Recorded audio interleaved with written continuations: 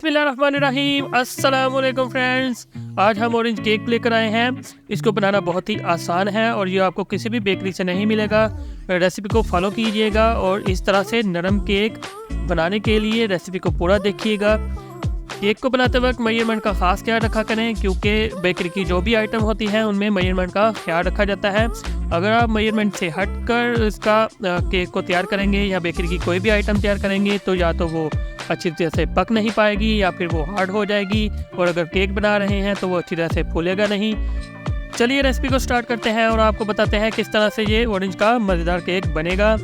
सबसे पहले हम लेंगे 2 कप मैदा। मैदे को आपने अच्छी तरह से छान लेना है, छान के अच्छी तरह से साफ़ कर लेना है। अब हम इसमें ऐड करेंगे 2 टीस्पून बेकिंग पाउडर के। बस इसमें इतनी ही चीज़ें ऐड करेंगे। अब हम इसको अच्छी तरह से मिक्स कर देंगे। इसमें ना हम बेकिंग सोडा इस्तेमाल कर रहे हैं और ना ही इसमें कोई और चीज़ का इस्तेमाल करेंगे। बस ये अच्छी तरह से हिलाकर इसको साइड पर कर देंगे।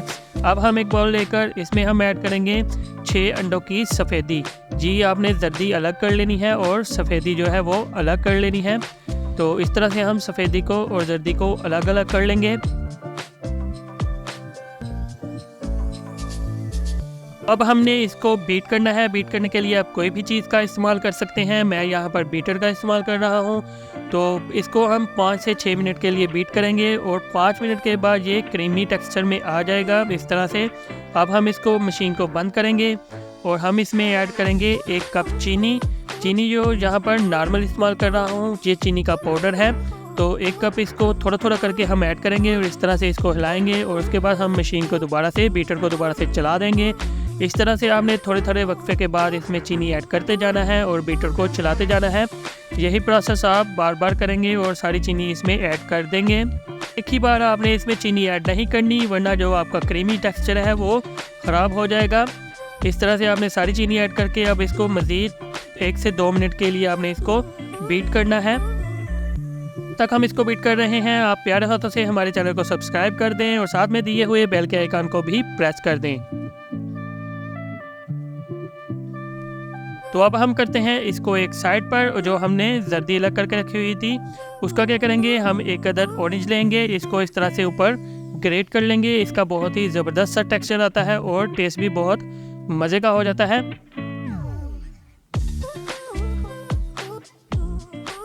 ये काम करने के बाद अब हम इसमें ऐड करेंगे आधा कप ऑरेंज जूस का। ये फ्रेश ऑरेंज जूस है।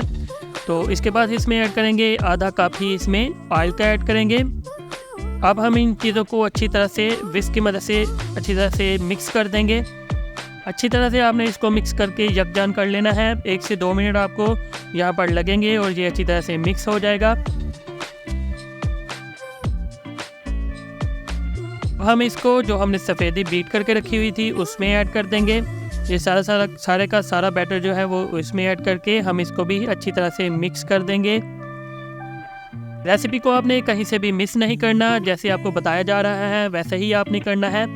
तो देखिएगा इंशाल्लाह आपका जो केक है बहुत ही ज़्यादा नरम और मुलायम और खाने में इतना मज़े का होगा कि यकीन जानिए आप बार बार इसको बनाएंगे। जब अच्छी तरह से मिक्स हो जाए तब हम इसमें ऐड करेंगे 1 टीस्पून ऑरेंज एसेंस का और आधी टीस्पून इसमें ऐड कर देंगे ऑरेंज कलर का, क्योंकि जनाब ऑरेंज केक बन रहा है तो ऑरेंज कलर भी ज़रूर होना चाहिए। अच्छी तरह से इसको मिक्स कर देंगे। ये देखिए कितना ज़बरदस्त ऑरेंज कलर आ चुका है इस पर।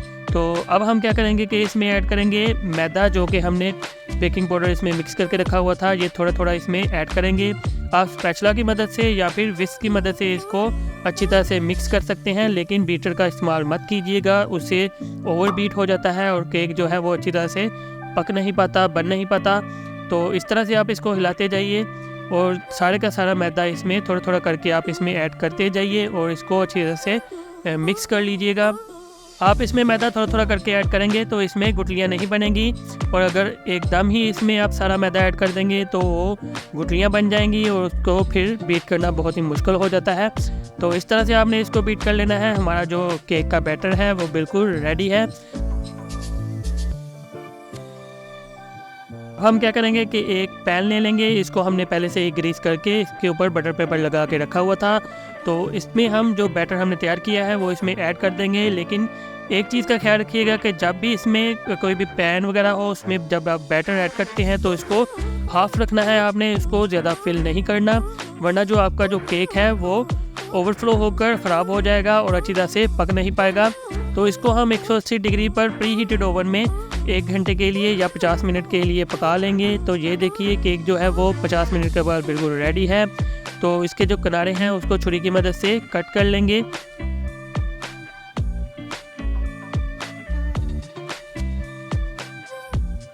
हम एक ट्रे लेंगे और ट्रे में इसको फ्लिप कर लेंगे। अभी केक जो है वो गर्म है, अभी ठंडा नहीं हुआ, तो इसको हम निकाल लेते हैं।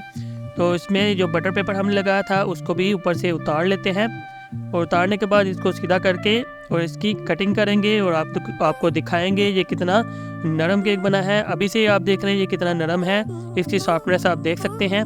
इसी तरह की अच्छी वीडियो देखने के लिए हमारे चैनल को सब्सक्राइब कर दें और साथ में दिए हुए बेल के आइकन को भी प्रेस कर दें। इंशाल्लाह इसी तरह की अच्छी वीडियो लेकर हम हाजिर होते रहेंगे। तो नेक्स्ट वीडियो में फिर मिलेंगे। अपना ख्याल रखिएगा। अल्लाह हाफिज़।